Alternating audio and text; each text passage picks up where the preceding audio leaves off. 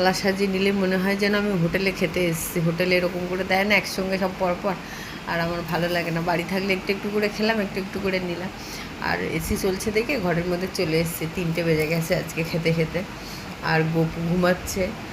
আমি ভাবলাম কি মানে এসি চলছে দেখে ঘরে ঢুকে পড়েছি, এটা আমার পুরোনো অভ্যেস। এসি চললে একটু করে ভাতের থালাটা নিয়ে গরমের দিনে ঢুকে পড়ি আমি। আর শীতের দিনে একটা টেবিলে বসে খাওয়া, কিন্তু গরমের দিনে এখানে সেখানে নেচে নেচে খাওয়ার আরও পুরোনো অভ্যেস রয়েছে আমার। অনেক বাকুম বাকুম করেছি, চলে এবার খেয়ে নিই। বাকুম বাকুম করা হয়ে গেছে, এবার খেয়ে নিই। কতটা ভাত দিয়ে দিয়েছে। আমি যেহেতু ভাত খেতে ভালোবাসি, মানে অভিকের কাছে এটা অনেক ভাত।